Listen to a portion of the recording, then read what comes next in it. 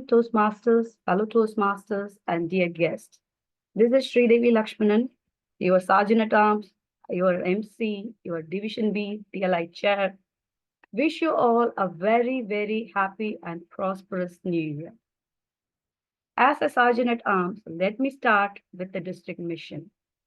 We build new clubs and support all clubs in achieving excellence.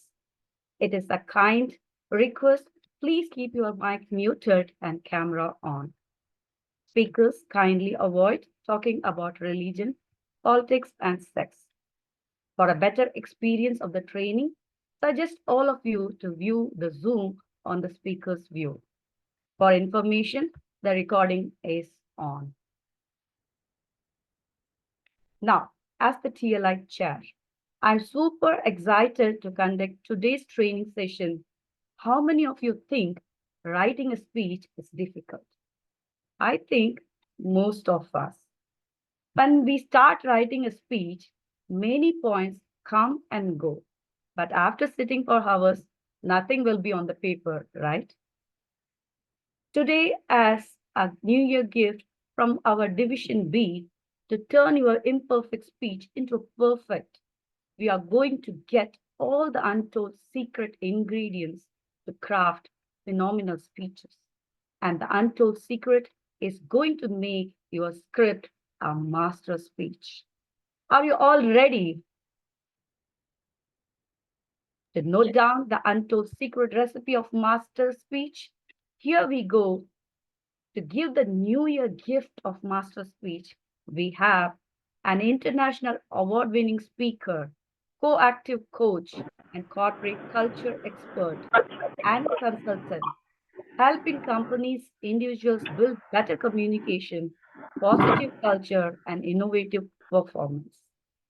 He is the first Arab to reach the World Championship of Public Speaking Finals in 2006 in Washington, D.C. In August 2020, he was awarded the prestigious Accredited Speaker Award by Toastmaster International, making him the 88th globally and the first in the Middle East. Certified Transformational Leader by Chartered Management Institute, United Kingdom. MBA in Transformational Leadership from St. John, York, United Kingdom. Founder and CEO of Y-Access Training Solution Company. Before I invite our trainer, it is advised by the trainer to please keep your writing pad and pen ready, as it is going to be a practical training. And the second important point, please send your questions to our question and answer master, Toastmaster Mujib C. Kandi. After the training, we will be having a 20 minutes question and answer session. Thank you, Toastmaster Rishida, for taking the timer role.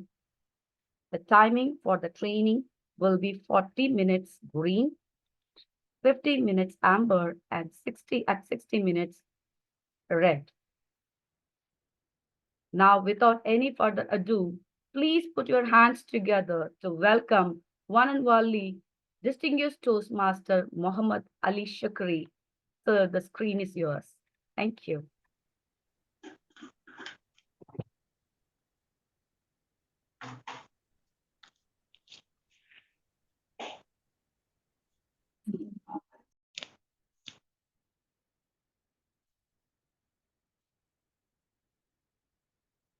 We have to plan modification of the house.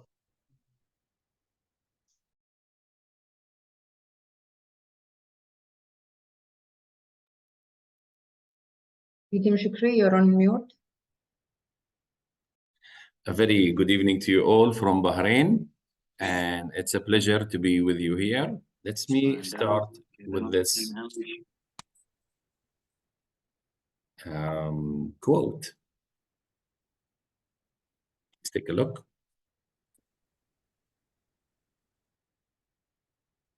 Speak to their minds and excite them. Speak to their hearts and ignite them. This will be clear as we move on. In 2006, some of us know, maybe very few know, that I've made it to the World Championship of Public Speaking finals in Washington, D.C. And that's my first attempt and only second year in Toastmasters. I also repeated this in 2007 in Arizona. But the journey wasn't that easy. As much as it looks fast, suddenly out of a bubble. After winning the district level, and by the way, at that stage, at that year, District 79 was the only district in the Middle East. It consisted of all these 6 Gulf countries plus Jordan plus Lebanon. So I finished the district level, which combined everyone in the Gulf in Marriott, JW Marriott. I remember the hotel in Dubai. Okay, so and now I have 2-3 months to craft 2 speeches. By the way, at that stage, by the way, you had, if you are outside the North America, you had to have 3 speeches total. So I have to have 2 speeches. And I delivered them in 1 week in the international convention. For those who are not Toastmasters with us in the room, it's 7.5 minutes. And I have to win the semifinals in Washington and then proceed. So the preparation wasn't easy. And I was opening the laptop and writing, you know, and different versions of my speech. Those who entered contests, you know how 7.5 minutes are crushing you, because if it's half an hour, you actually don't have to write word for word, all right? And you just have the main points, etc., and that's it. But I had to write every word. And the more I write, the more I get frustrated, because when I close my laptop, I finalize my version, I do the rehearsal with my team, my head coach. Again, I discover, I go home, oh my God, I could have said this. And, or I take, you know, a shower, or I drive, because, you know, this is the first time anyone from the Middle East will make it to the finals. And it was extra pressure on me. I have to do this well, you know. And so I probably wrote more than 23 versions for one speech. I would come into the rehearsal, I remember, with my head coach and other friends, Toastmasters. I would open the laptop, keep it one side, I face them, but I keep looking at the laptop because this is the newest version. You know, it's updated, it's amended, it's much more beautiful, but I didn't have time to remember it because I keep changing the script. So my training, my rehearsals were affected because I keep looking, right? And until my head coach had it with me. I'll try to reduce my voice because of the remaining cold I have. So he had it with me. And he said, stop this. I said, what? I have to look at the laptop. Don't worry. When we go to Washington, I'll remember everything word for word. He said, no. What you're doing is damaging you. What shall I do? Close the laptop. How come I close the laptop? If I close the laptop,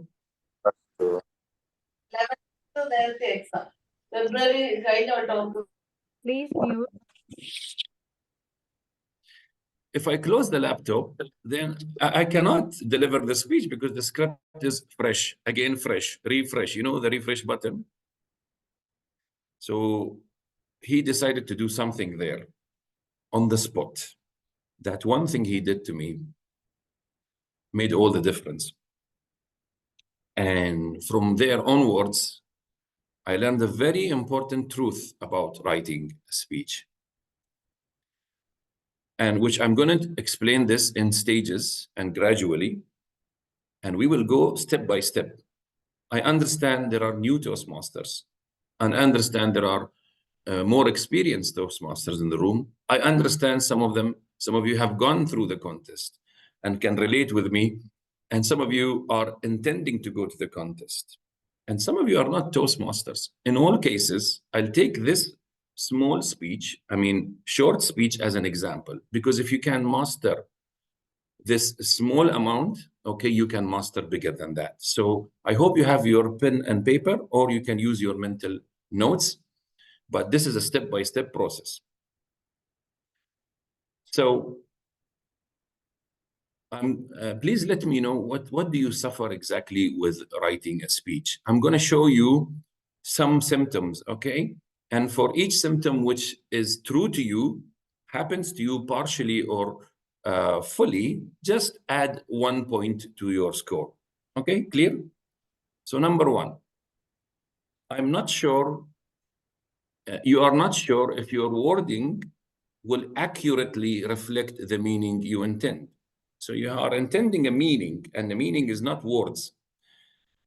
But you're not sure when you word it, whether your wording will actually reflect the exact meaning. If this is true to you, add 1 point to yourself.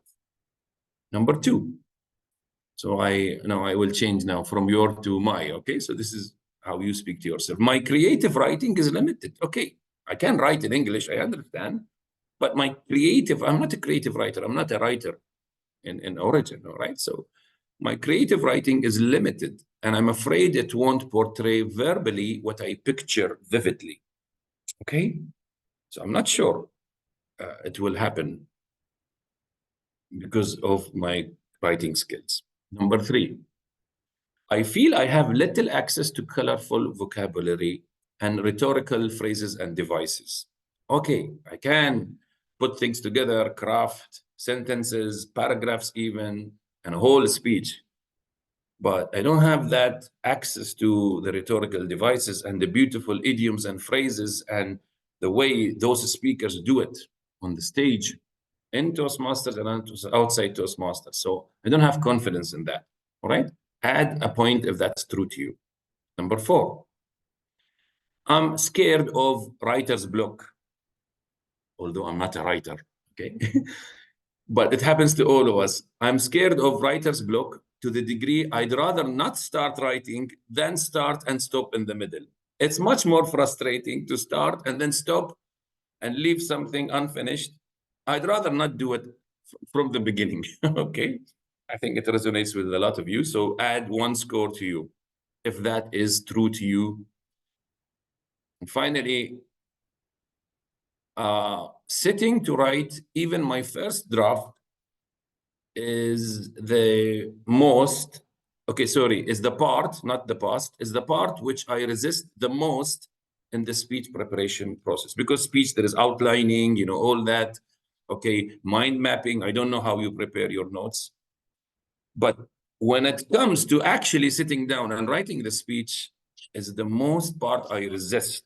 I will make a coffee first. Okay, I'll make coffee. Oh, no, it's not the time now. Maybe I need to do something else. Oh, my wife is calling to do this. Oh, my kids want that. And I'm happy that I am distracted from starting writing the speech. Averting and avoiding, if that is true to you, please add a point. Now, if you don't mind, in the chat, please type your total score. Just type the number, a number. Let me see a number while I sip my ginger drink. All right, we have a 1, we have a 5, we have 3. Okay, good, we have 1s. Okay, good. So we have an average of 3 at least here in the room. Can I ask you to type also, it just came to my mind now, if you can type, after I finish my request, just type the number of the question which you suffer the most. Go. The number of the question which is the most troublesome to you. 5, 4, 1, 5, 2, 3, and 4. I feel like I'm giving them a sandwich menu. Yeah, it's a starting. Yeah, the starting is the most difficult part. Yeah, so 4 and 5 are about starting. Okay, interesting, really. So we do have a problem with writing, and these are just the symptoms. The symptoms are not enough to solve because brothers and sisters, we can work on the symptoms, okay? Like we can have a lot of tactics to fight procrastination, fight postponing things, okay, resistance. We can do this. We can do like what many applications give us, ideas, many trainers, but really we need to go to the root of the problem, okay? Let us go to the root. And I always believe solving an issue from the root, okay? Maybe I am an accident investigator. I always look for root causes in health and safety. Okay. So let's start from here. Who is an artist? And I'm using the painting artist in particular, all right? Now look at these artists, okay? We see them now putting their brushes on the canvas. Some of them are starting, some of them are almost done, some of them actually have many paintings there. And you wonder that, oh my God, these guys have started already. There is no resistance. There is no problem. They are not having the problems that we mentioned before. No, they do have these problems, right? But how does an artist think actually? Does the work of art start from the moment he sets up everything, brings the brushes, the colors, the paints, and shuts down every distraction, closes the door, and then does the art start from here? Absolutely no, because the life of an artist is not like that. It's not just when you open the laptop and you write. Your art comes to you in your different life. Read the book of the Think Like an Artist or The Life of an Artist. I don't know which title. It's very interesting. You know, as an artist, whether it's painting, writing, poetry, or anything you do already, you know that your life actually is generously feeding your art. True? True. And every corner of your life, every place you go, you don't just think of just finishing your job. Your mind, your senses are looking everywhere and you are inspired, okay? And then you process it, etc. And then the last part is the color on the canvas, correct? So because of the time, I might not be able to actually hear your answers, and opening the mic every now and then might be okay. So, but this is true. The work of an artist is the combination of, until he finishes everything, we look at a masterpiece, the end result, that masterpiece, all right? But what is the process that he went through so that the inspiration or the idea or the meaning or the concept that he got in his being, in his existence, and his existence is not only his hand, all right? Everything resulted in this. It's his thought process, is his emotions, is the way he sees the world. Everything is different, all right? And yet we get all these masterpieces. The reason is that I'm sorry.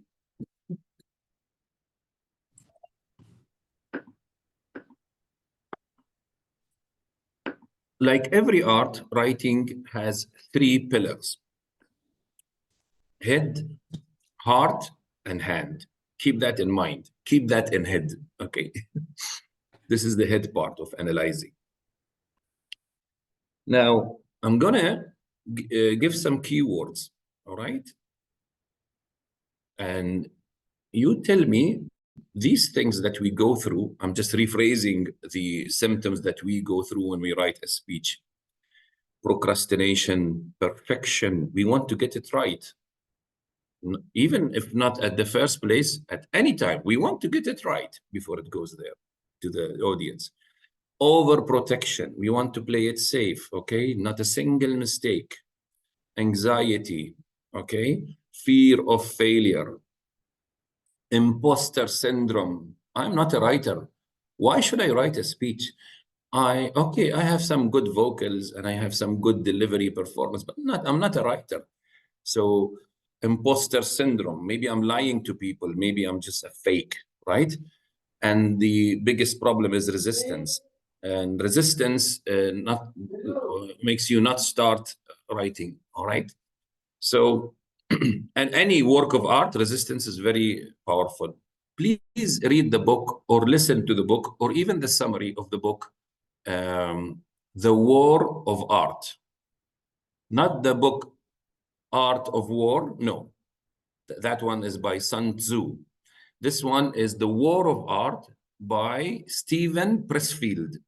Stephen Pressfield, okay? Must for every artist.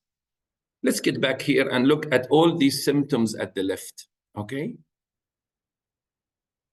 These are the symptoms. You tell me now in the chat box, where do they come from? From which circle mostly they come?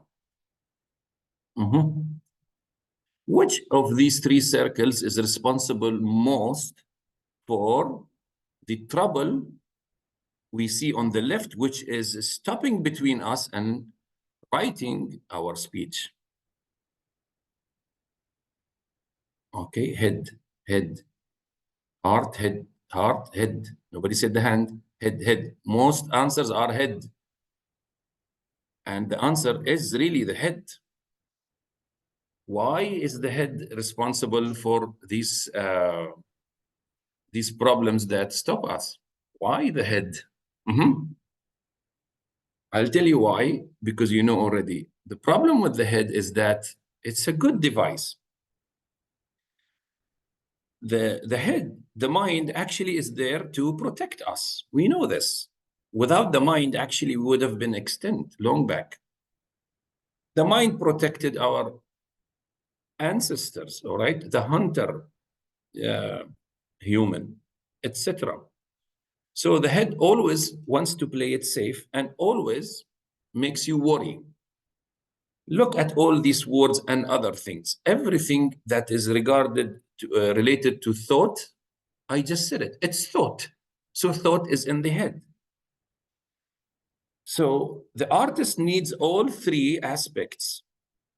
But the problem, the head keeps annoying you all the time.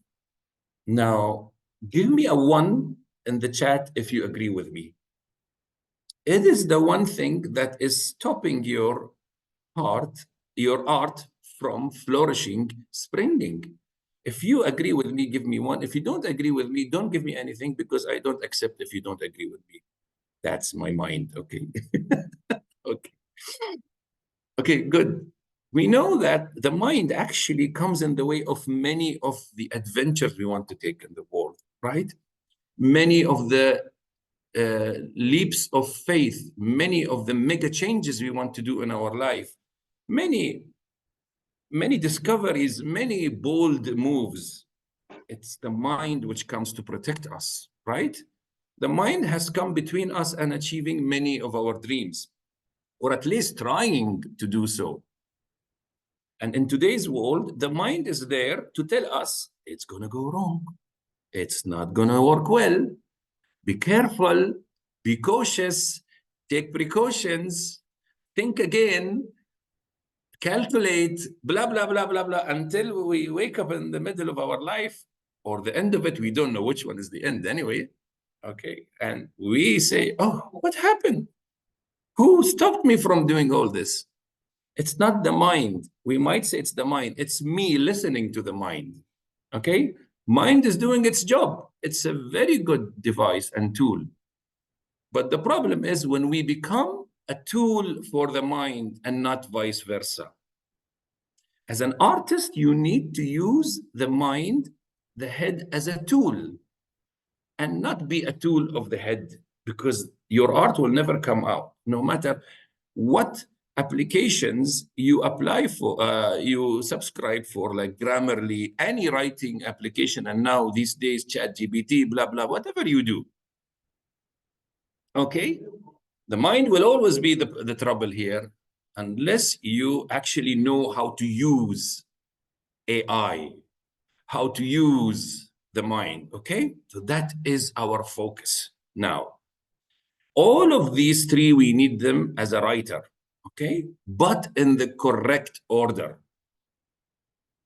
What happens to us, ladies and gentlemen, is we start with the mind. Let me say it. On set, we start with the mind, we listen to it, and it is stopping us from every beauty that is about to burst out of us. Okay? So our job is to do this, break it down. We will go step by step and use this in 3 steps. This is my realization. I have been doing this long back, but I didn't know that how I was doing it until my coach opened my eyes, and then I studied it a lot. I studied it with the people I coach, and with the at least 13 speaking programs I have written for speeches, not knowing one day they will become actually money-making, even speaking programs as a full-time professional speakers. Some of the ideas that I honestly delivered them in the form of a keynote in a division conference back, 10 years back. Today, now they are one of my bestseller speaking programs, which I converted to workshops. So today, let's master a speech at least. And I have been helping also a lot of freelancers who have ideas, who have stories, but they can't take it, build it into a masterpiece. That masterpiece can be also your income, which is not the most important thing. Because if you focus on income, I mean, where is the art in that? But if you focus on the art, you will achieve both transformation and money transfer also, to use the same. All right, so how will you do this masterpiece? What is this workshop? The 3 steps to writing your master speech. Even if you have average skills in writing, yes, you just read it correctly. No need of a lot of vocabulary, no need of learning a lot of English rhetorical devices, no need to be a native speaker even, which I am not also, right? But going to the World Championship twice with these speeches, helping a number of champions along the way, and also my accredited speaker, 30 years of speaking, really, at least I can say this for sure. At least this part I can say for sure. All right, so let's get ready, everyone. So let's go step by step. This, what I'm about to do, is understood by every viewer, Toastmaster or not, okay? The 3 steps, I didn't write them on the slide, just remember them. The 3 steps, I said them in the video. Step number 1 is conceive, the 3 C's, conceive. Step number 2, create. Step number 3, craft, okay? Don't ever go to crafting a speech right from the beginning. Conceive, create, craft, right? You are looking actually at a speech. This is the outline of a speech.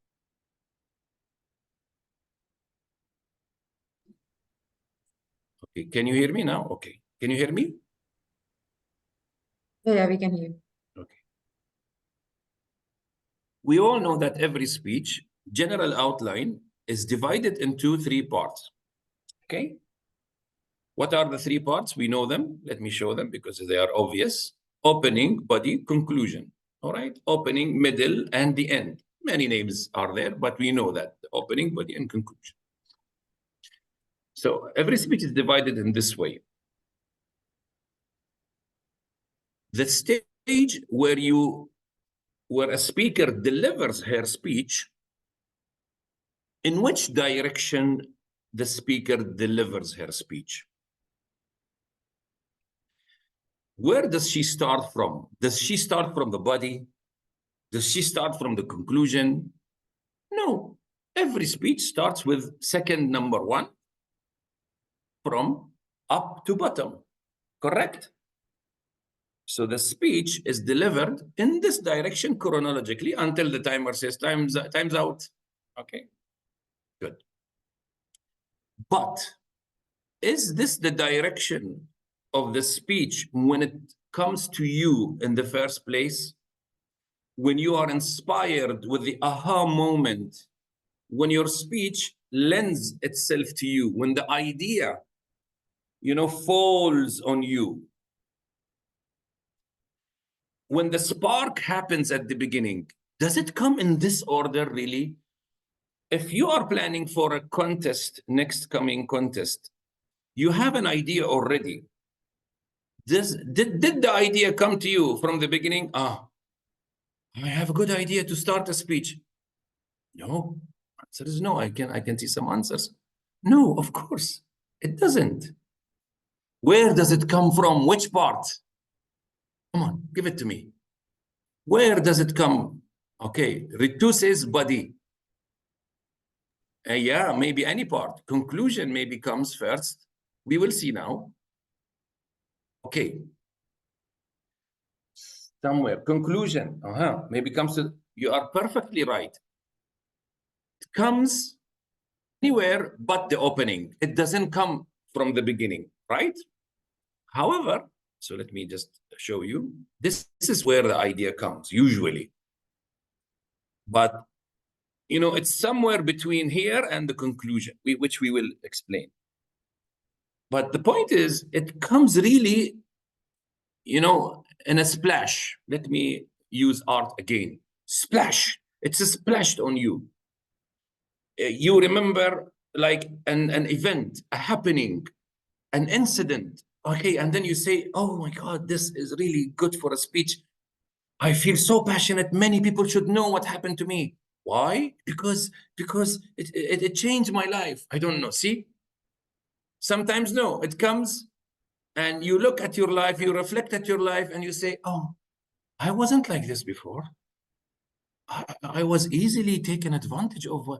Am I now rude or more cruel? Or okay, people notice difference in you and they say, oh, you've changed. Wow, mashallah.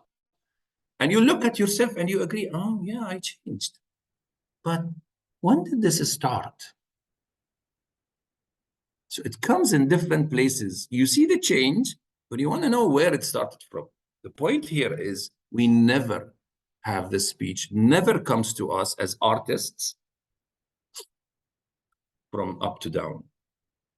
Third question, in which direction should we prepare the speech? Come on, type it. Yes, you are right. SB, Sri Devi, you're right. Sometimes body, sometimes conclusion. Sometimes the message comes first. Beautiful. I'm in good company today. You tell me in which direction we should prepare the speech when we start preparing. Preparing is more general than writing. Writing is part of preparing, as I said in the video before. Build the story first. No, build the message first. What to convey, body first. Good.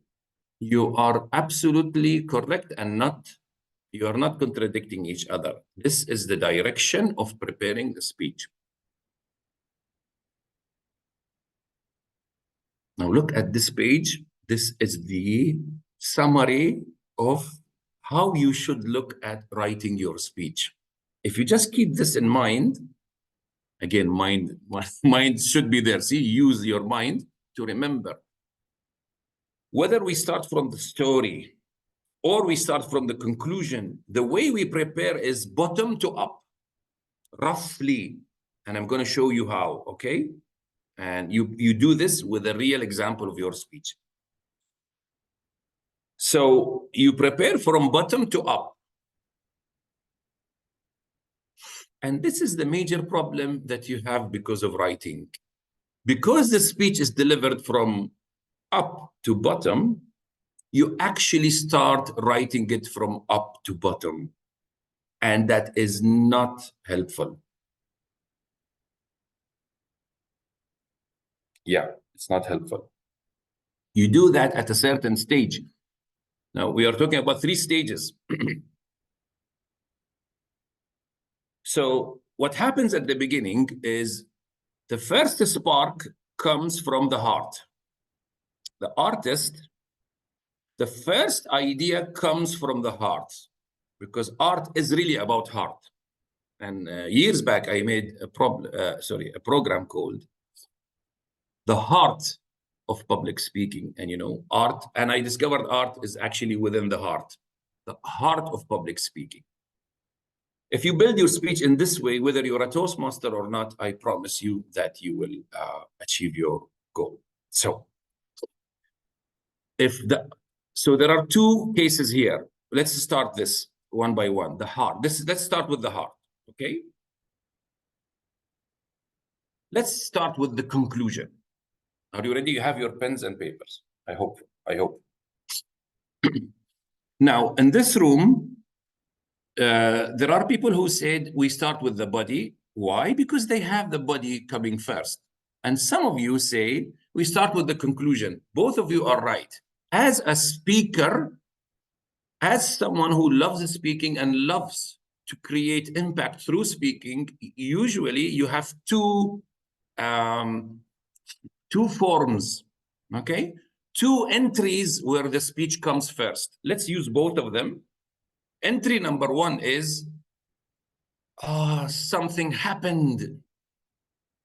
Something happened in my life. It's so grave. And I want to convey it, okay? That's the body. In more technical speeches, it's called the argument or the evidence, okay? If you go to technical or even writing your MBA, that's the body. It's your facts and your what happened actually, what happened, okay? So some of you, what happened triggers them more, wakes them up, wake up call, like you had a breakup with someone. Can be a friend, can be a lover, I don't know, can be a spouse, I don't know, but it really shattered you, okay? Or betrayed by someone, or you lost someone which is dear to your heart, etc. It is something that happened, but the aftermath of it, the impact on it, it had an impact in your life. It was not just an event. It had an impact on your life. And that impact is like a domino effect, okay? And it affected the way you live after that incident, okay? There I said it. That's the body of the speech. And now you want to deliver a speech about it because you want to be sincere to your audience. You don't want to make up a story, do you? Or you have a story, but it's not that dramatic. Let me add some spices.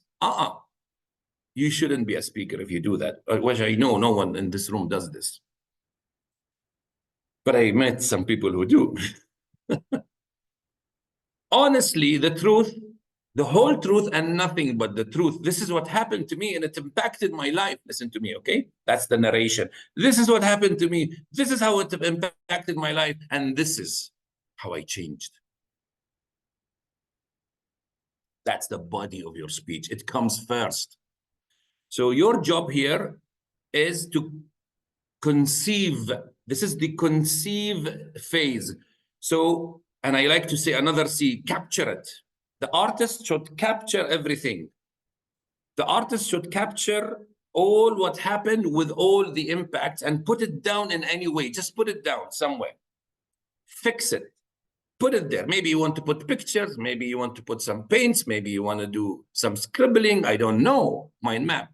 But just capture it without playing with it. Raw. In the raw form, okay?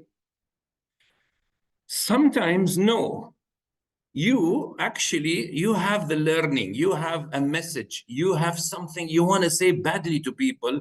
Then you start from the conclusion. It's also the heart. This is the heart part, okay? So we start with the heart. For your advantage, whether you start from the body or the conclusion, the best is to start from the conclusion. Always the best way.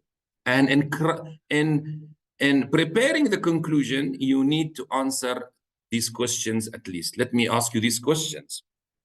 Now, the conclusion is the end message, okay? You should write the end message before you write anything else in your own words, okay? But before you decide, let me help those who even are undecided, okay? Let me ask you this question. In the conclusion, you should write something that life has taught you. So what did life teach you?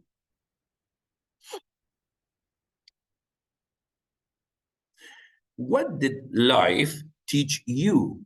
Okay? Answer this question and it will be different answers because you don't have one life. Now, it can be tricky because if you say this to your wife, I don't only have one life, you're going to get in trouble, right? You will be massacred. But what I mean is that we have different lives, means the life at work, the life at home, and even at home, we are playing different roles, right? There are phases in our life. I've been a parent, I've been a son before, I am a sibling already now. I'm an uncle now, okay? And I am a spouse, of course, okay? These are different lives. And in each line alone, you learn something. And in fact, many things, because this is what life does. It's so beautiful that it's teaching us every day. At work, you are also not just an employee. Maybe you have been or will be, or you are now a leader, or and also you are an expert in different lines and fields, not only one. Each one of them, you have learned something. So for question number one, you actually, in Toastmasters, also you learn many things. With your friends, life has taught us many things. I want you, when you decide to speak about that speech, what did life teach you? Question number two. This is another way of saying it, okay? What do you know for sure? We can assume that we know many things, but what really we know for sure? Write down several answers for sure, okay? This will help you actually filter to the very minimum. The most important things you know for sure, not gray area. Because at the end of the day, you don't want to go to the audience and tell them something you're uncertain about, unsure about. Would you? Just because it's the trend. Or wait, this will bring me more scores with the judging, with the judges. Oh, I've seen this last year in the Toastmaster International. Maybe I can also bring. And you think you're unique, but you are actually affected by other speakers. I was there also. I'm also affected. But what do you know for sure? Let's bring it down. What can you confidently tell your audience as a truth?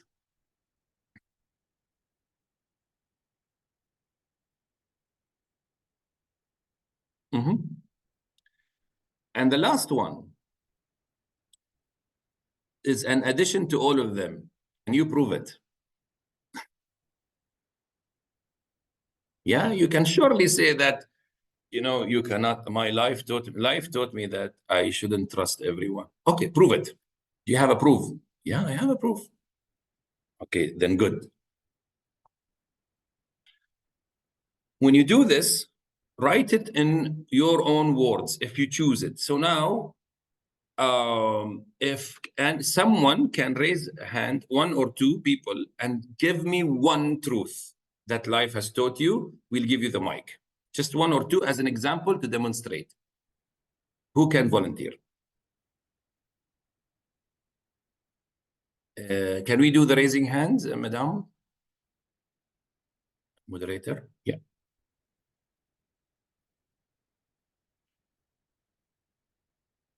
Okay, so no one?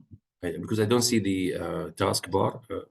Yeah, we have two. We have Toastmaster Muna, Tariro. Okay, very good. Give me the first one. Muna, Toastmaster Muna. Go ahead, Toastmaster Mona.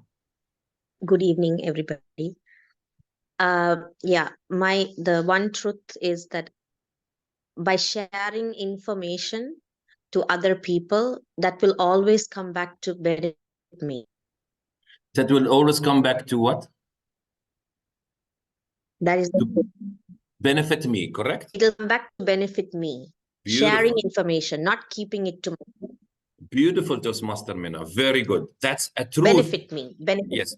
That's for Muna, this is truth, okay? For her, this is something that life has not only taught her, but showed her. Okay, good one. Next one, another one. Well done. Tariro.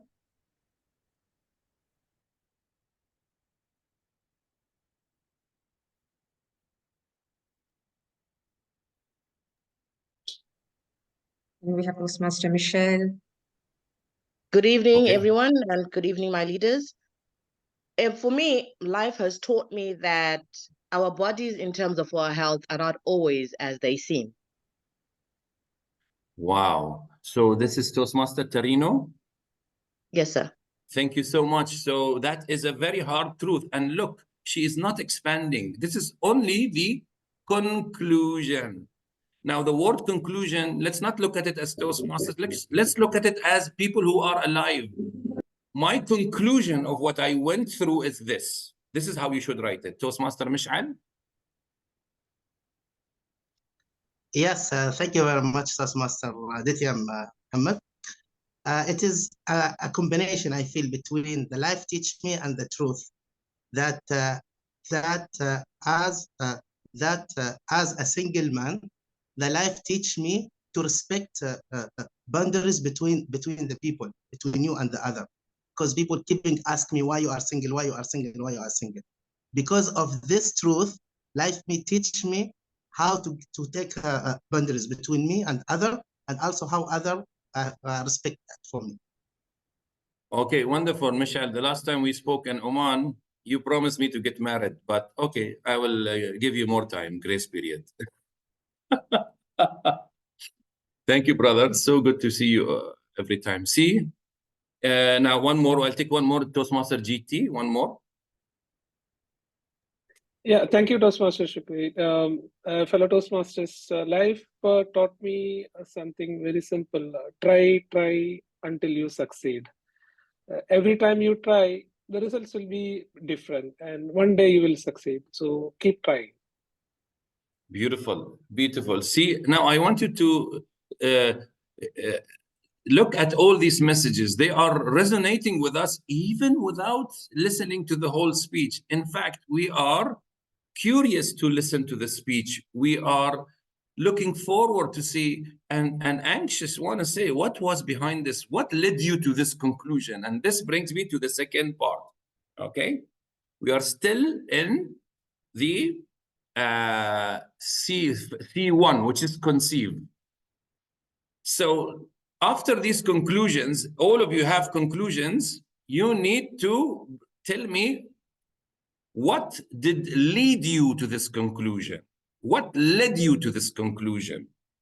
See, as a speaker, when you decide on your message, then you search for the events. Events equals evidence. Again, event equals evidence. Fact, true, something real happened. Look for the events that strongly lead to this conclusion. Although how obvious it might sound, it is not a common practice in our writing the speech. What we do is we want to share a beautiful story that happened to me. It's an event that really affected me. It touched my life, blah, blah. I'll put the event. All right? And then, I'm sorry, the other way around. Many people, so let's not complicate it now, okay? What should be the evidence criteria that led to this conclusion? Let me not confuse you now. Number one, so the obvious question is, what is your evidence that we should keep boundaries, Mish'al? What is your evidence, Muna, that we should,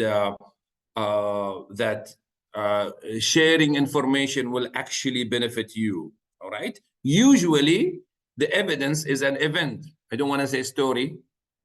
Be careful. In the bigger program, the life in your speech, I teach this, that you don't talk about stories, you talk about events. Events are more concrete and robust, okay? Will come when stories become. So what is your evidence? Does it really lead to your conclusion? Is the leading or powerful, robust? Is it logical? How many times it happened to you? Is it once only? I agree. Sometimes one event, big event, will change my life, like, God forbid, a road accident, okay? It will really, or a disease, or loss of someone. Okay, it will teach me something big, and it will transform. But sometimes there are things that happen to me repeatedly, and I'm not learning the lesson until I do. They keep coming. Life is keeping giving me, and that's what life, the beauty of life. It keeps giving you experiences and tests, which we hate. We don't want tests. We want to live a test-free life. Huh? We want to live safely. Actually, these tests are the only reason we actually evolved and we existed. Otherwise, we will be extinct, by the way, without trials and tests. So these tests, for some of us, comes once and we learn for good. Sometimes they come repeatedly and we don't learn the lesson until it becomes a little harsher and more harsher, and then we learn the lesson. So if you went through a series of events, that is a good evidence. So you have to answer these questions. If you succeed in putting the body, the events that led to that conclusion, you look at the page and tell me how much of the speech is done. 80%. Everything else are aesthetics, decorations. That is what I mean by capturing your art. You need to capture it in that way. What did happen, body? What did it teach you? Conclusion. Once you get these two properly, you can fill in the blanks, ladies and gentlemen, right? That is the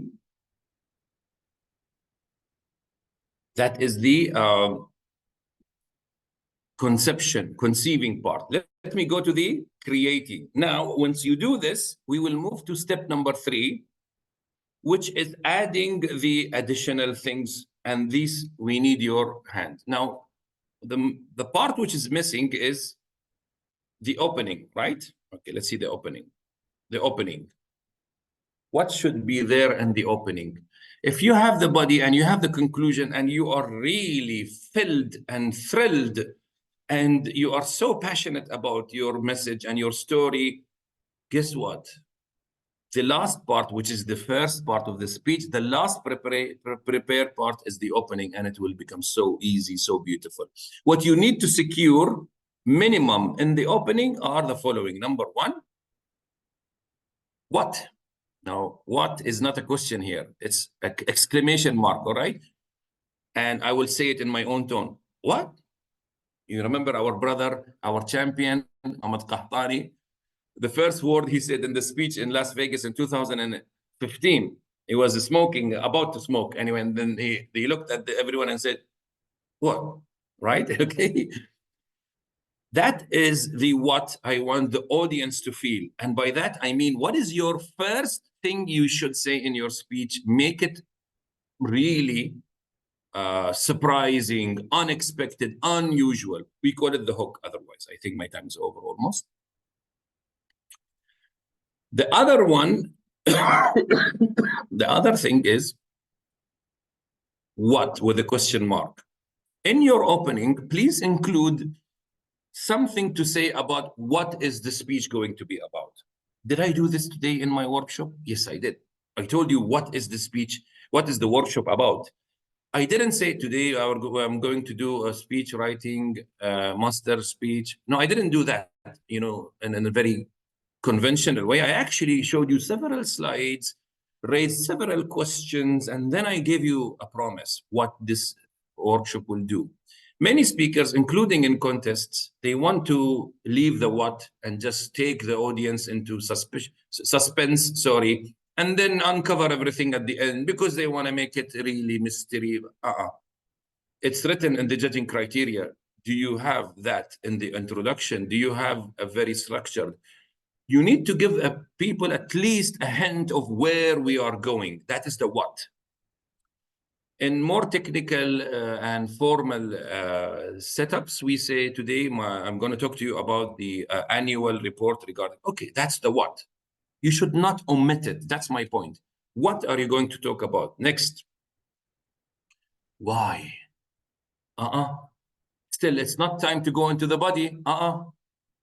You should include a part of why are we talking about this. Now, I also trained TED speakers, and I'm a TED speaker also. I love TED speeches because they follow also this, by the way, I've noticed.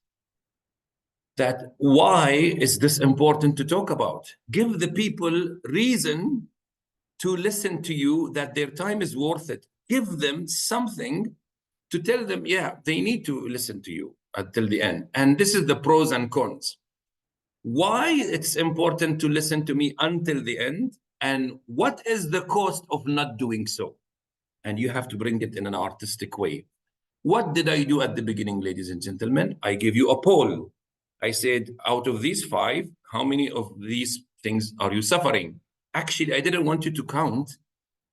It's not important 3 or 4 or 5. Actually, I wanted to show you that these things many go through.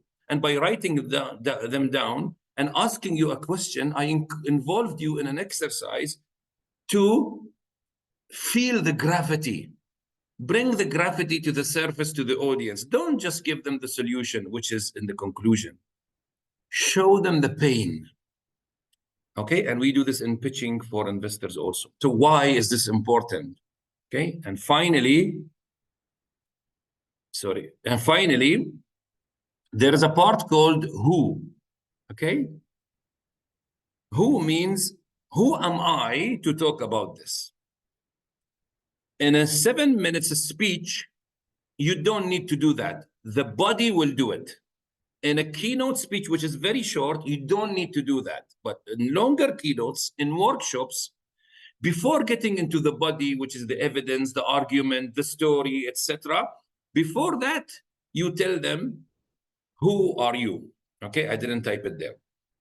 And because I don't want to confuse you, because it's enough in a simple speech, it's enough. But in my case, before I promise you, I said today I will give you the master speech, the 3 steps: conceive, create, and craft.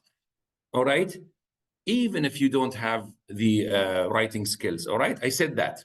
And then I said, it all started years back when I blah, blah, blah, blah, and I helped several companies, several individuals, blah, blah, blah. So you need to say something about who you are in a story way. Why? Otherwise, they will not trust. They want to feel that there is credibility behind this workshop. Okay, so that's the who. If you do this, you are actually you have created the speech, all of it.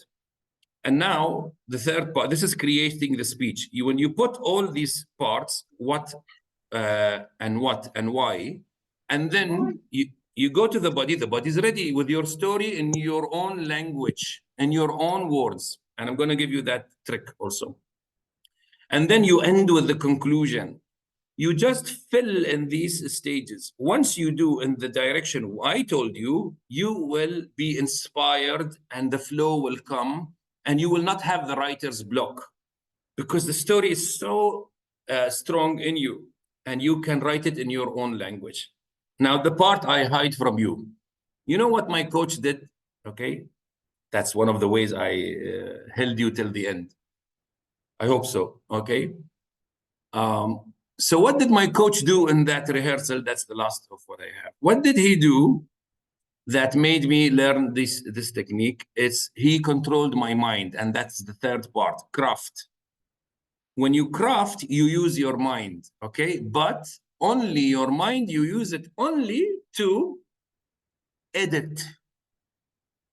You write with your hand. If you've seen the book, the movie, Finding Forrester, Sean Connery, and he has a protege, which is he is a writer, and Sean Connery is a writer. He has a protege, and he says to him, the first draft comes from the heart. The second draft comes from the hand.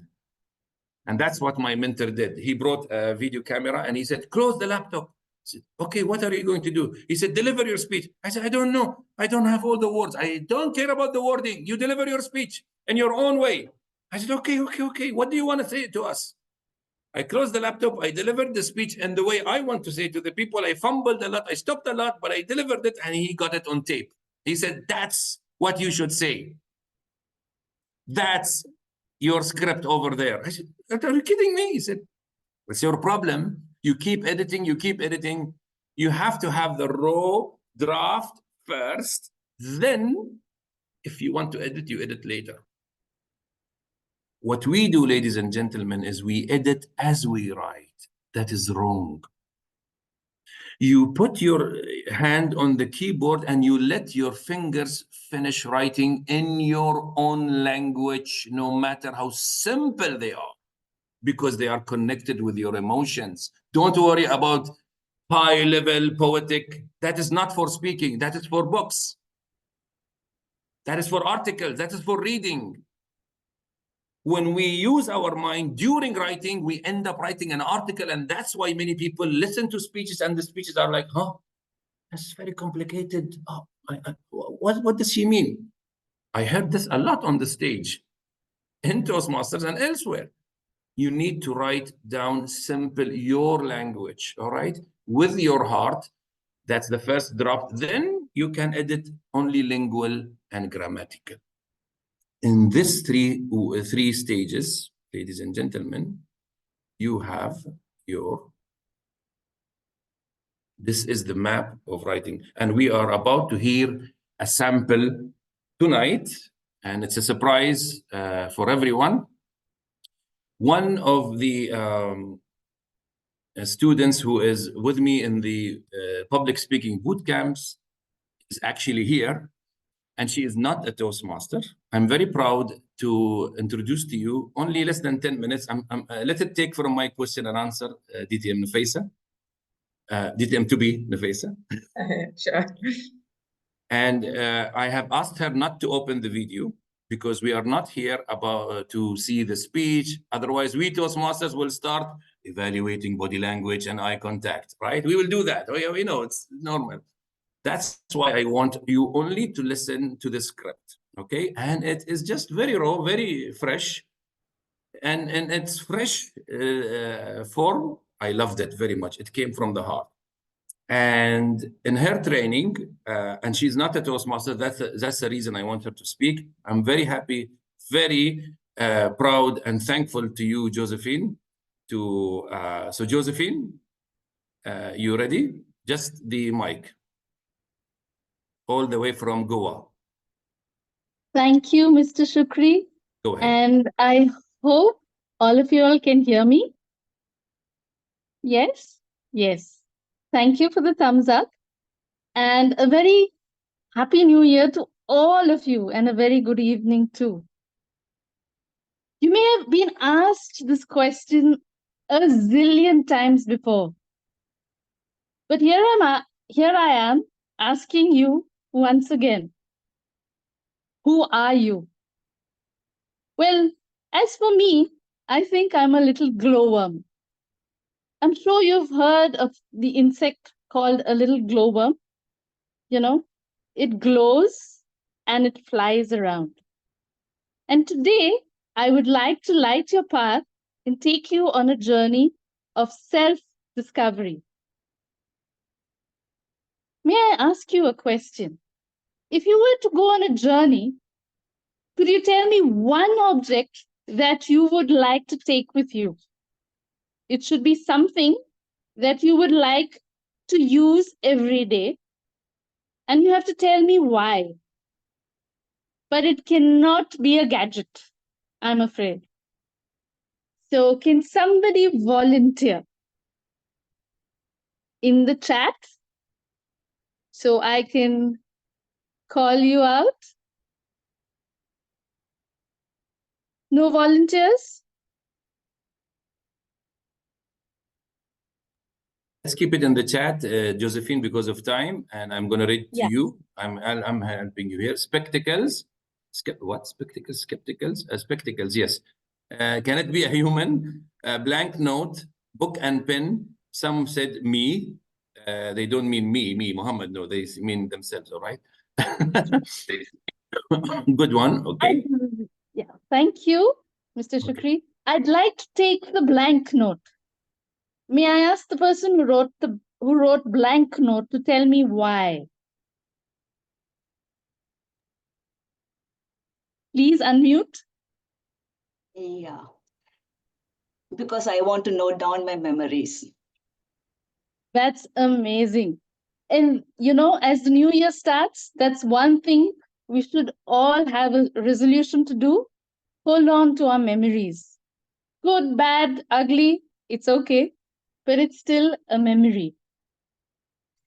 You know, in our competitive world today, the paths we take, the personalities we follow, the challenges our mental well-being and those of others too. Being aware of our capabilities and our capacities help us to utilize our senses to stimulate, and develop. You know, it is said that we never use our five senses of touch, smell, hearing to the fullest. When we receive a hug, we love it and it makes us closer. It is true that the need to improve our emotional well-being is the foundation of the path we take. That's why sunshine and rainbows are hidden in stormy weather. You know, I'm sure last year was a challenge for all of us. We never speak of our challenges, you know.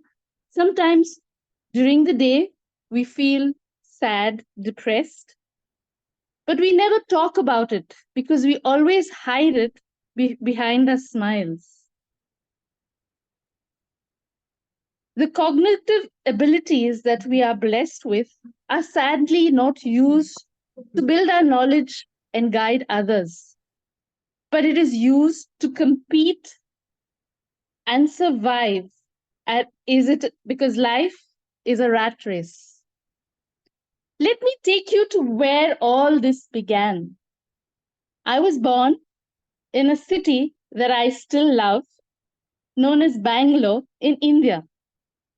I enjoyed studying in a mission school. The mission school was run by Australian missionaries that were responsible for managing the school. The principal was Mr. Coates, and the headmistress for the kindergarten section was Miss Houghton. She was very strict and a disciplinarian by nature. Her rare smile and encouragement were always looked forward to, and we always had stars stamped on our hand if we were exemplary. Once every month, we had an English reading session with Miss Houghton. Miss Houghton used to sit on her chair, and 5 of us would be sitting on the floor near her feet. I was amazed by her stockings, because obviously in those days we never saw stockings. But needless to say, my English was horrendous. I sometimes used to fall asleep because the floor was so cold and her voice was so soothing and animated. My mother was summoned. Josephine has a potential, but she has to improve. That was a dire warning. I was just happy that the holes in the stockings or the sleeping was not bought up. My mama was fed up because in every report it was marked in red. My scores in English were not very good. Definitely, Mama was not happy. She then decided that I would have to go for coaching classes with a neighbor. Auntie Daphne was a very strict English teacher. She used to wear her crisp sari, and her luscious long hair was neatly piled up on her head in a bun. Her one philosophy was always dot your I's and roll or row your R's. I hated to go to her every single day. Mama used to carry me faithfully on her shoulder, and I used to make all the excuses possible not to attend the coaching every day. But my mother was determined that my English had to improve. And of course, my English improved quite spectacularly. Auntie Daphne never took any money for teaching me. Life went on, and I completed my schooling and went on to a college in Bangalore. One day, Auntie Daphne and Uncle Clarence came to visit us. Their daughter Elsa did not do well in Hindi. They came to me because they heard that I was pretty good in Hindi, and they came to me to teach Elsa Hindi. This happened very few months before the final exam, and I had to teach Elsa Hindi. So I taught Elsa to think in English and write in Hindi. That was the least I could do to help her on her journey. And the day of the exam came. I was trembling because obviously I was the teacher and the effect would definitely reflect on me. So what I did was I accompanied Elsa to the examining hall. And as she sat in the hall, I sat where she could see me. And guess what? She passed. Just scraped through, but I was happy and she was elated. And Auntie Daphne too was very happy. While writing this, I recalled this experience, and it profoundly reminded me of people who had very little to share, but shared it any way possible in those times. And I truly believe, as I think one of you all did mention, what goes around always comes around. You do good and it comes back straight at you. Knowledge is power. Empowering too is a dangerous yet beautiful gift. But the first thing you have to do is empower yourself. And it is very evident whenever you travel on an airplane, the instructions, the safety instructions are, if the plane dives into a lower altitude, oxygen mask will appear.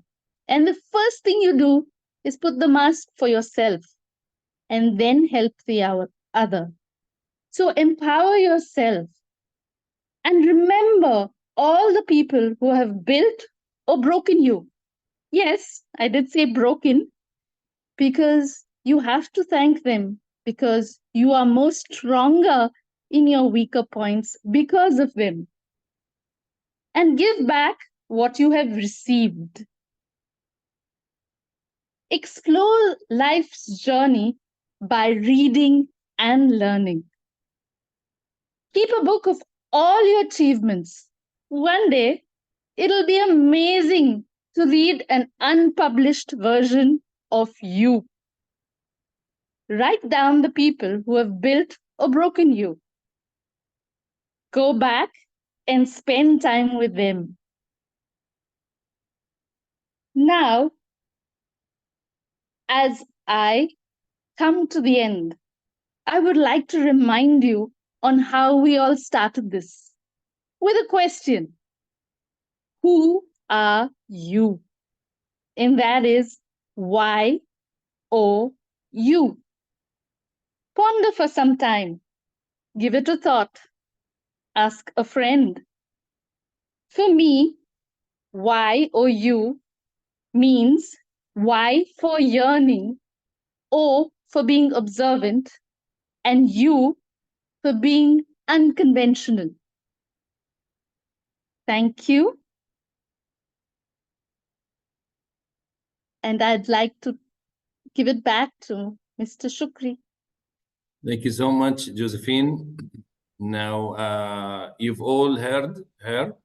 If you put some comments for our guest, she's not a Toastmaster. She just, let me say something about her. Josephine worked in the oil sector as a finance professional in Kuwait. Now she's a budding cake artist.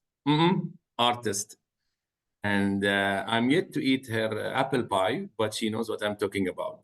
Starting her own entrepreneurial journey in the baking sector, and speaking and training is one of her paths. You can open the camera because everyone wants to give you a big round of applause. If you are ready, I'm sorry, I told you not to open the camera, but if you want to, Josephine, it's up to you. Lovely speech and delivery. Josephine from Goa. Yes, hello. Well done, my sister. Well done. Thank you for taking the. Josephine is very courageous, and although she's just starting her speaking, and she used this flow that I gave you, but it's in more details in our sessions. She used it, and that's why she could allow the flow of ideas to come in that way. And that's what I promise. You will have a master speech. I know time is over, so just give you the last page. Now, what order you should just capture this before I hand over to the moderator. So you start with the heart, conceive and capture the idea and the learning that you had, then create it into this format, which I showed you, and fill in the blank and make all the decorations and the opening, etc. When after you finish all the outline with the raw filling, okay, I have a template also which Josephine has filled, and I was really astonished. Then you do the writing at the last end, and you allow the mind here to do the editing after you finished all that. Thank you for listening, and I hope to see your master speech soon. Over to you.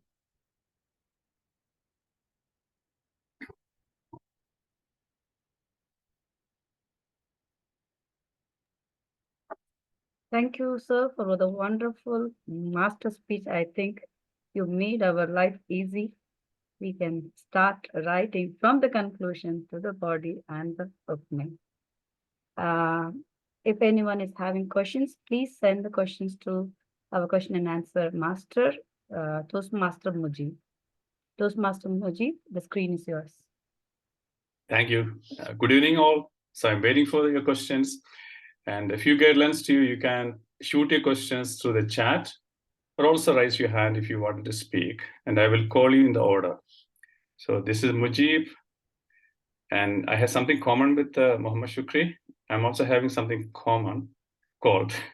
So I'll try to speak well.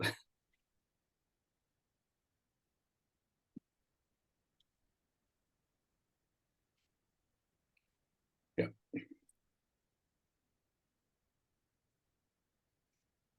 First question is from Toastmaster Muna.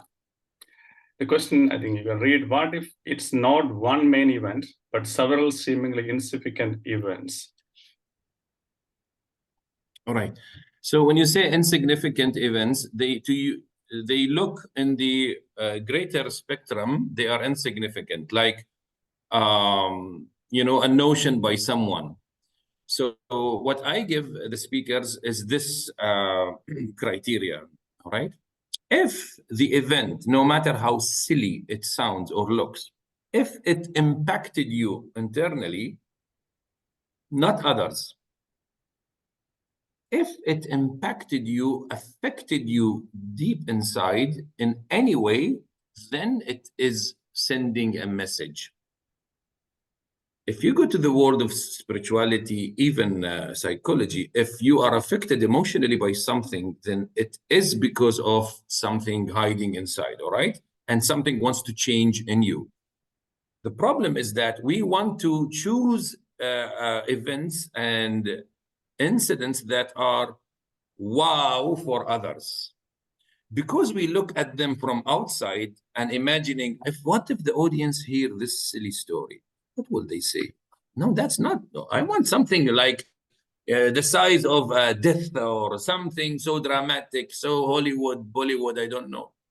That's our problem. We compare it to other stories. But guess what? I have a number of silly incidents which now are signature programs, and now they are in my suitcase, traveling with them to tell those stories to management, to corporates, etc. You won't believe how silly those stories are. But they are something that changed me. So the other criterion is, has it changed the way you see things? That's enough to go on the stage and share it. It's not about what happened. What did it do to you? Okay, what's important? Okay, back to you, Mujib. Yeah, we have a gentleman from Oman, Passion Mish, raise his hand. Over to you. Mishan. Thank you very much, Toastmaster Mujib. Just I would like to mention to Toastmaster, to DTM Muhammad, I was not thinking to go to the area level contest, but after this speech, I will change my mind. Thank you very much for this valuable speech. My question is very easy. What is the difference between event and story? Because when you talk about the body, about the question, what is your evidence? You said event, not story. So if you can differentiate between two, I'll be so good. Very good. So in 2017, I was privileged to deliver the Life in Your Speech program in Vancouver, in the international. And I gave this model, the Life in Your Speech. And one of the key points I said, made an old lady in Toastmasters come to me and thank me and say to me, you had no idea that I stopped speaking in Toastmasters because I ran out of stories. But with your explanation of what stories really are, I have now abundant stories, okay? And I'm going to give you now. See, all of us go through events. Events is the more accurate, precise term to describe what happens. See, what happens? We call it a story. Story is a late version of the event. The event is now, this is an event, right? And when I finish the event and I want to tell someone what happened in this workshop, I will tell my story about what happened. So bottom line, a story is a manufactured version of an event. The raw form of a story is an event, an experience, exactly what you capture on the camera. Of course, the camera is physical, but also emotional. The person who insulted you in front of a group and what happened inside of you, these are events. When you go on stage and narrate what happened, it's a story. What Josephine witnessed in her childhood with Daphne and others was an event. The way she told the story is her version of the event.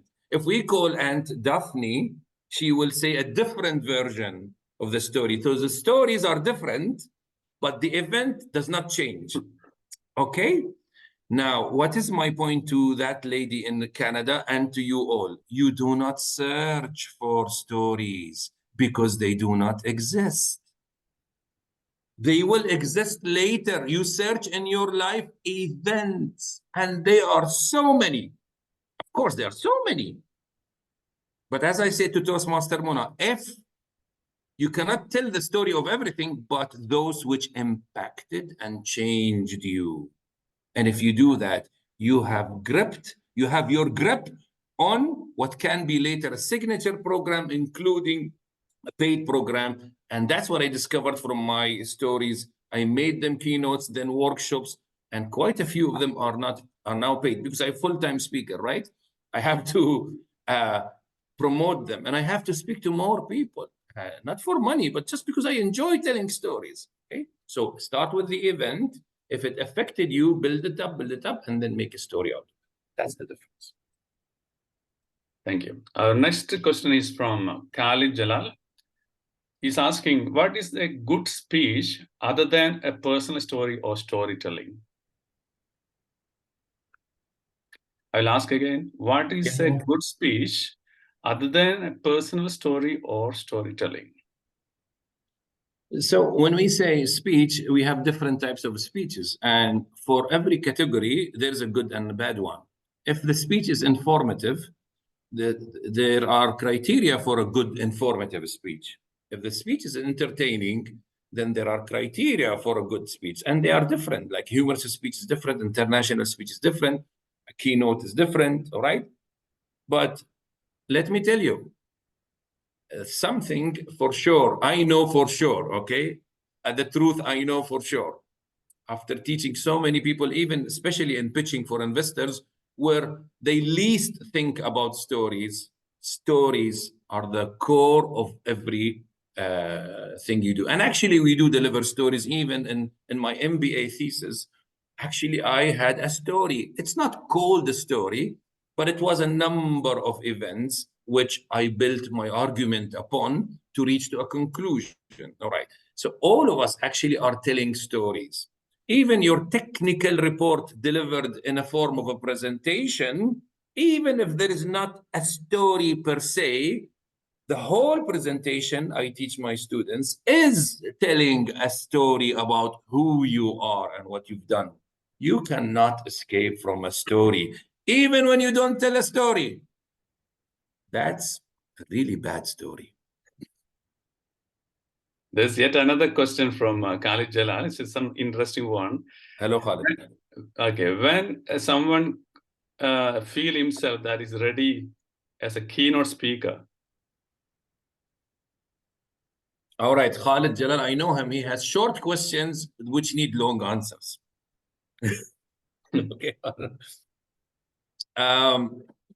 I said this in the program, which is about how to write killer keynotes.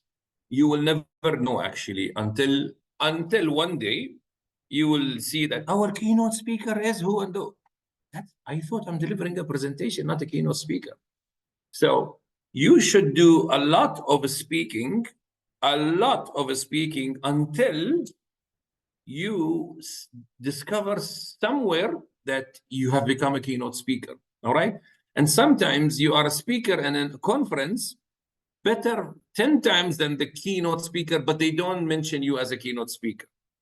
The point is, wherever you go, you tell true stories, the whole truth, and the conclusion, and your conclusion must help others have a better life, which will, if you follow the sequence, regardless if they called you a keynote speaker or not. Next.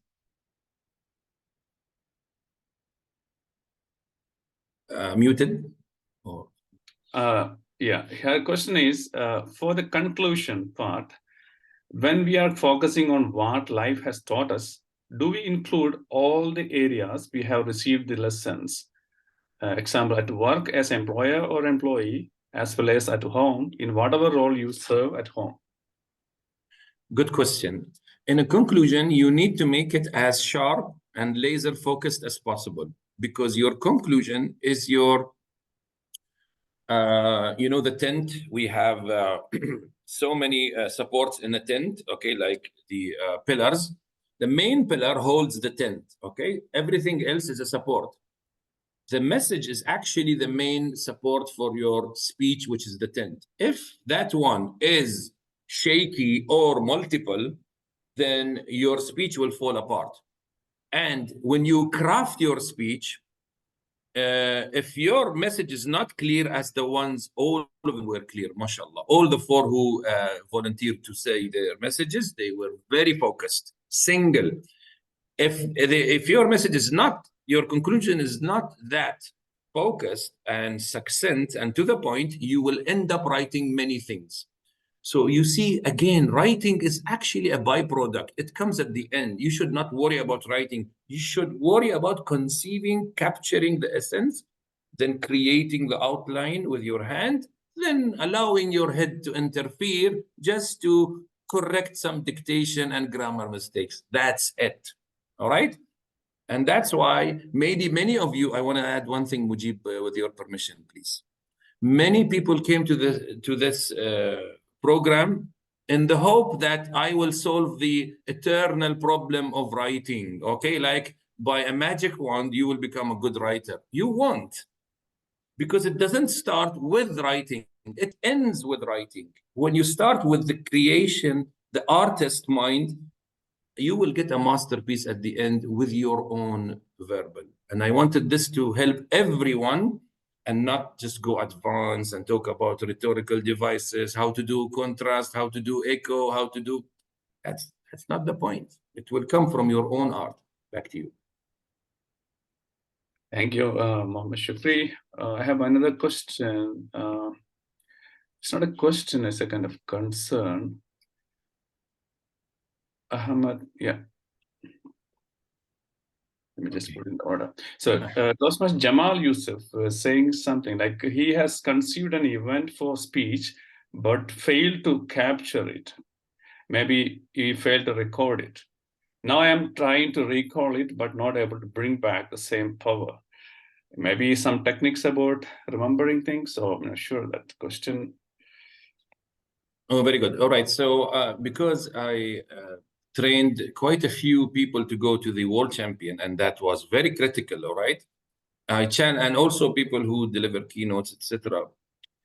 So I challenge them with what I challenge myself. I promised myself early in my life, I won't say something which is bullshit. I'm sorry to use this word, all right? Okay.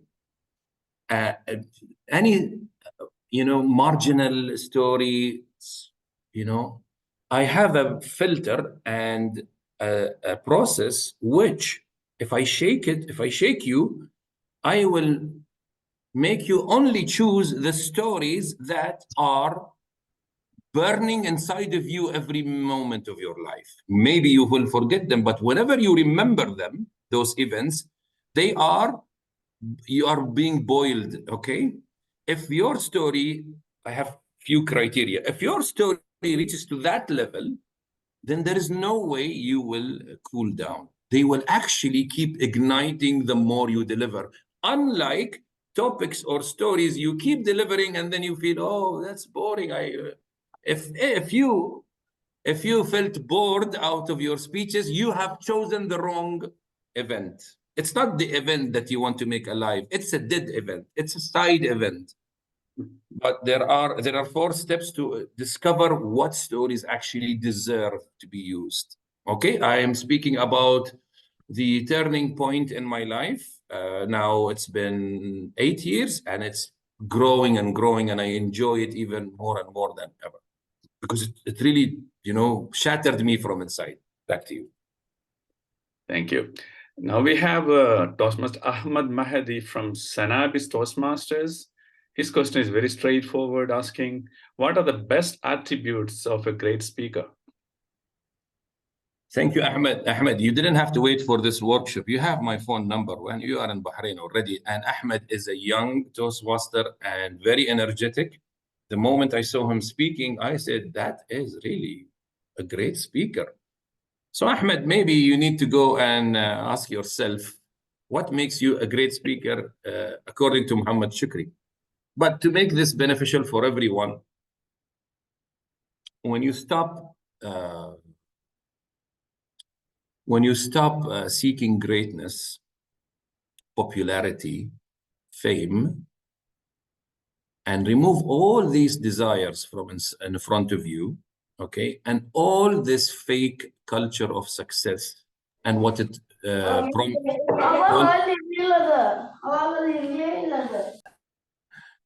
promises you, okay, and you will remove a lot of smoke in front of the mirror. You will look at the person, who are you, according to Josephine. If you do that, you will deliver speeches that will attract people, whether they call you a great speaker or not. Doesn't matter.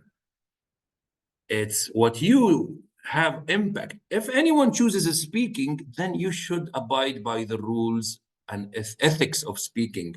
When you are a speaker, people are not there to serve you. You are there to serve people. Once we understand this, we will be speaking, with a lot of joy and serenity, and the rest is a byproduct. Over to you. Thank you. We have again our Passion Mish raised his hand. Over to you. Thank you very much. I would like to gain the maximum from DTM Muhammed Shukri. About the quotation, some people or some people, they will try to find a quotation. If it is really good practice, where it should be in the body or it should be in the conclusion. This is number one. Number two, story. I think some of the people, they have an art to grab the story from their mind. Story or event, sorry, it is an event. So how really I can, myself, I feel I have a stuck, when I would like to do a speech, I call Zahra Al-Hajri and she remember me by my event to do my story. So really she have that art to grab the story. And by the way, she said hi to you. Yeah, and hi to her, because she was graceful enough to share this with your club. The quotation I started with today, like speak to the minds and excite them, speak to the hearts and ignite them. It's my quote, but I found it and refined it so many times after I discovered things. Let me tell you this, if you live your life as a discovery and go through the events and watch the impact and learn from the lessons that the life is teaching you, you are a human being, not a speaker. You are a human being. When you want to give the message to them, you become a messenger, not a speaker. You tell them what life has done to you, what it taught you, and you will find yourself becoming an artist. And everything is coming so beautifully, naturally, organically. You are creating quotes now. You don't have to go to quotes of Muhammad Shukri or Tony Robbins or whatever. Yes, I have to put myself next to Tony Robbins sometimes. It makes me feel good. Okay. You will find you will create not only quotations, you will create models. Speakers, if they continue living their life, they not only have slides and bullets, but they will end up making models. If you consistently are passionate about your life and event and what it taught you, and you are living the teaching, not only teaching the teaching, all right? So it doesn't matter where it comes. I put this sometimes at the middle, at the beginning. That's only aesthetic. That's the work of the mind and the craft. The other question is very long, and you have my number. What was the other question? What was the other question? How to grab your events, life events. Okay. It's not an art. You need to do it on and on and on and capture. I gave a sheet to Josephine and other students. The sheet helps you capture your life stories, which they are not stories, but the events. And I was surprised. MashaAllah, Josephine is able to capture her events in life and categorize them, okay? And then it becomes a skill, but you have to pay attention to things. A human being pays attention to things, not just lives and exists in life. He looks and listens and observes and reflects and analyzes. So that will become a skill. As a speaker, you will do more of this, and you will soon find it's a skill. That's not an art only. Over to you. Yeah, I can't see any more questions over here. Shall I ask a question then? Mujib? Yeah. I was happened to be sitting with this gentleman called as Muhammed Shukri during the last DTAC. He just approached the table where I am sitting alone, and he just sat with me. And it was just a few minutes before his inspiring the keynote speech. Well, my question now, I think you had done some tricks. You asked me some random questions to me, and then I answered. And I think that is something that you normally do when you go to a big events. So my question is, when you really inspire such masses all together, because I witnessed that The speech that you delivered during the DTAC last year in the Pullman Hotel inspired each and every heart and soul in that auditorium. So, speaking to the masses and inspiring everyone, is there anything that you can share with us? I was told a story before, and thank you for sharing that, which I don't remember. Sorry, Mujib, but it proves my point. It's an event you went through, and your version of the story is different, all right, than mine. I don't remember what's the question, why I asked you. Maybe sometimes I need to reduce my nervousness, so I ask the person next to me, and any silly question, I don't know. Okay. But I'll tell you one story. I heard that there was a preacher in Paris, and he was preaching people, okay? And you know, Paris started the revolution against religion. I don't know, they want the industrial age started, but there are people still, you know, believe in God, etc. And he was preaching people, and people were coming around him in masses, okay? And the authorities felt bad, so they kicked him out of Paris, because he's many people are listening to him, are inspired by him. He put a pulpit outside Paris and started speaking again, preaching people again, and people started traveling, going in masses and gathering around him, and still they just travel to listen to him. Okay, so once they asked this preacher, what do you do so that people are still coming to you in masses? What is your secret? He said, I don't know. I just put myself on fire, and people come and watch me burn. My question to you, what keeps you on fire? You don't have to learn any public speaking, advanced skills, except through my courses anyway. But, but yes, truly, just tell people what burns you. The rest, they love to watch you burn. Tell us.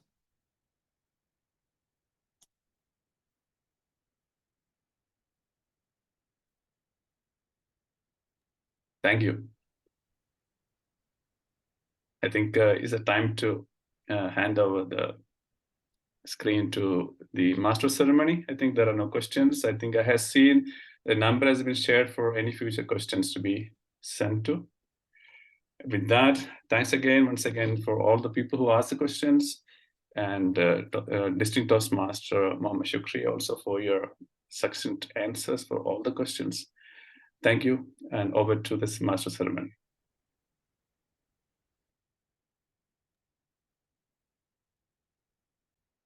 Thank you, Toastmaster Mujib, for the wonderful question and answer session, and adding your story to it, your event to it, and making a story out of it.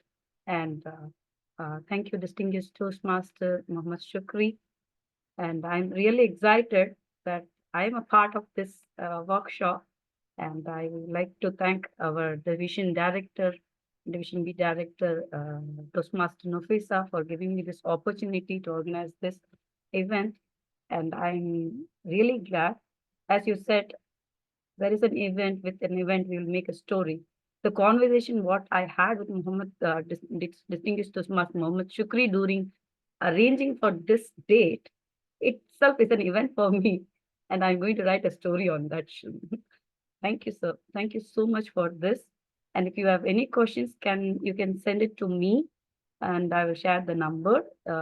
I'm Division B TLI Chat 55669125. I will share the question to distinguished Toastmaster Mohammed Shukri, and I try to get the answer for those questions.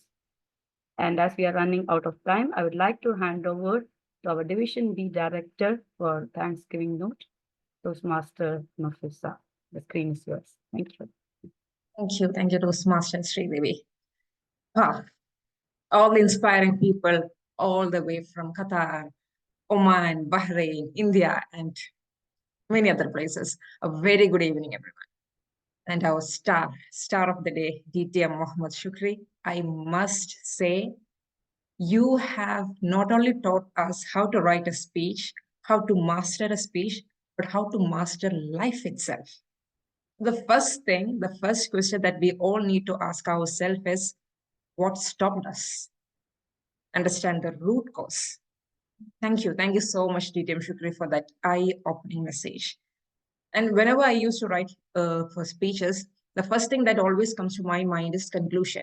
The last thing I write is opening. That would be just some hours before the speech contest. And it always worries me, why conclusion comes first? Why am I not able to write the opening? Why am I not able to write the body? Because that's what's in our mind, right? We have to go like opening, body, conclusion. But thank you so much for making me realize that that's one of the way to write a very good speech. There's no problem in writing the conclusion first. And in spite of the cold, you beautifully radiated and showed us the path to a great speech, not only by using words, but we can write speech using pictures as well. How to write a speech using head, heart, hand. I didn't know there were many, ways we could write a speech. And thank you for the assurance that it's okay to pour out our heart, write whatever that comes in our heart, wherever we want. And at the end, we can do the editing part. Thank you for that. And you reminded us to make it authentic instead of adding the unnecessary dramas, unnecessary spices, make it authentic. And you beautifully concluded your session with a very raw, beautiful speech from Josephine. Thank you so much for that. I have no words to describe how wonderfully you have crafted and you have hooked us all in this 1 hour. We have learned a lot. As you have said, it's really hard to master speech within an hour, but you have taught us many things. And I'm sure one day when we all become the champion speaker, we'll be proudly saying that it was DTM Shukri who ignited the spark within us. I'm sure that we'll be proudly saying that. Thank you. Thank you so much for the next star of the event, who is our Division B TLI Chair, Toastmaster Sri Devi. She has opened, I have given her, opened the meeting because she deserves it. She have done everything from following up with the trainer, finding the date, preparing the agenda, following up with the flyers, posting in our groups, making everyone excited. 1 day left, 1 hour left, 30 minutes left. She had made sure everyone listened to DTM Shukri. Thank you so much, Sri Devi. It was an easy walk for me because you have done all the part. And I want to really thank our PR manager, Toastmaster Madhuri. Madhuri is here for that wonderful flyer with the video of DTM Shukri and posting it in our social medias. Thank you, Toastmaster Madhuri. I want to thank our timer, Toastmaster Rishida, our Q&A host, Muji, for wonderfully handling all the questions, and all the members who stayed till now. Wish you all the best for the upcoming contest, and I'm sure we'll see many champion speakers coming from this group of crowd. Thank you so much. That we come to the end of our first Division B TLI training. Now it's open space. You can unmute and shower your love to DTM Shukri. We have lots of messages coming in the chat. If you read that, it's wonderful. People have they have poured their heart in the chat.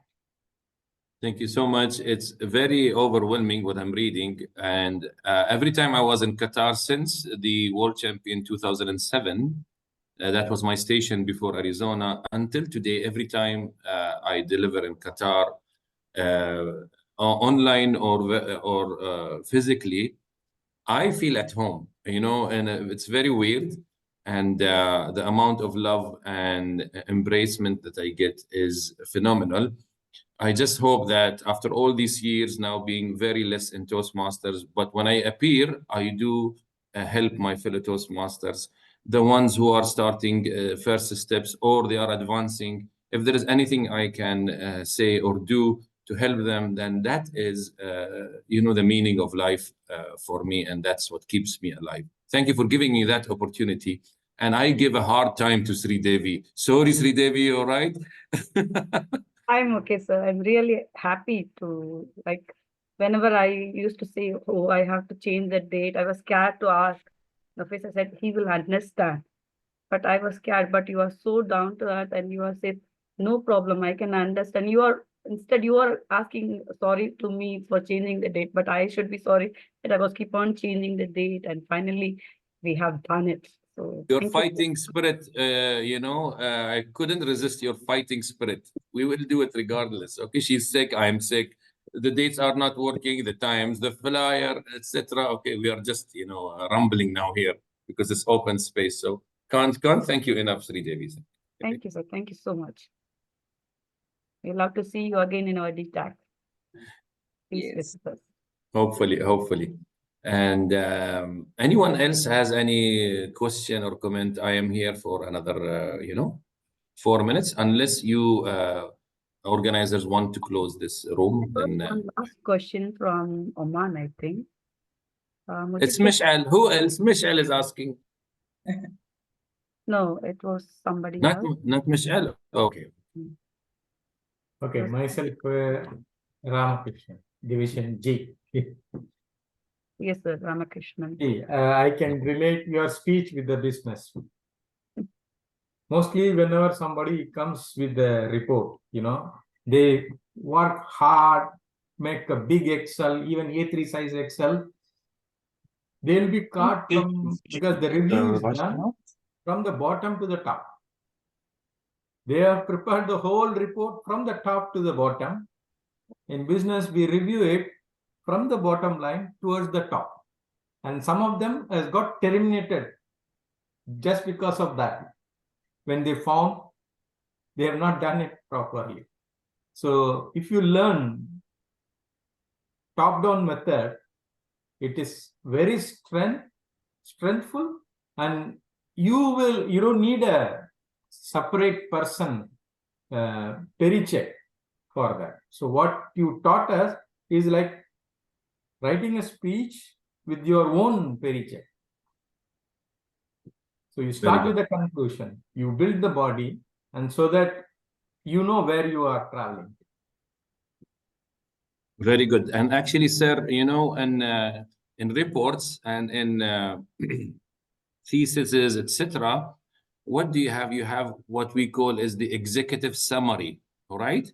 The executive summary is usually written in the beginning of a report or a longer report or a study, because the speaker or the writer or the experimenter, see, you are experimenting live. People love to hear experts who experiment live, not just the speakers who just want to, So you write the executive summary, which is actually another version of the conclusion. You write it at the top.